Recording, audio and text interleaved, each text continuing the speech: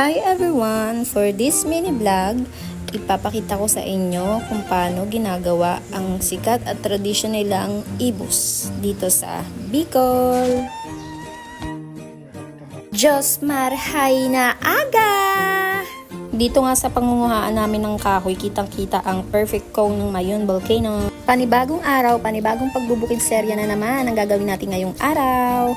At for today's video nga, mangunguha tayo ng panggatong para sa lulutuing ibos. At yan nga si Kamahalan, busy kumuha ng kahoy. At yan nga, wala siyang magawa sa buhay niya, pati buko pinagkukuha niya na rin dahil iinom daw kami ng buko ngayong umaga.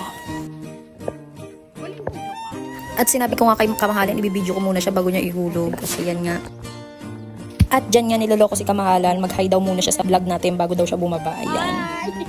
At hindi na nga maintindihan kung unahin niya ba yung kaliwa o kanan niya na parang palip-pa-right na siya. Ay ka muna, hi. Ay mga ka-vlog, gabi mo. Dili. Ay, mga ka-vlog. Pasakat-sakat. At pati nga si Buring nasama na sa kalukuhang pangunguha ng kahoy, nakikiinom na rin siya ng buko. And ayan na nga, bubuksan na ni Kamahalan at may pagkatok-katok pa siyang nalalaman dyan.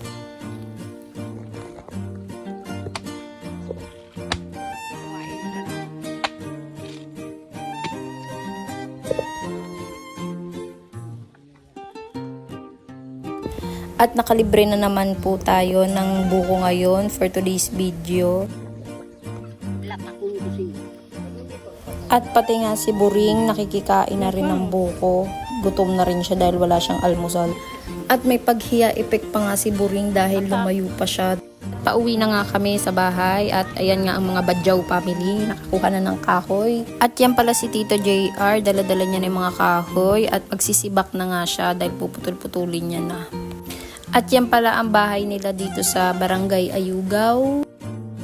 Ayan ang simple nilang bahay. At pagkatapos manguha ng kahoy, ito naman ang gagawin ni Tito JR.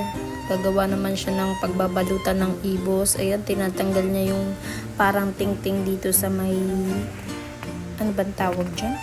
At pagkatapos nga tanggalin yung ting-ting, ngayon naman nirolyo-rolyo niya ng ganyan, inikot-ikot niya.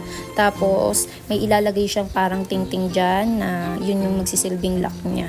At pagkatapos ng rolyohin, ngayon naman lalagyan na siya ng malagkit sa loob. Loloko ko nga si mama dito, sabi ko mag-hi muna siya sa vlog.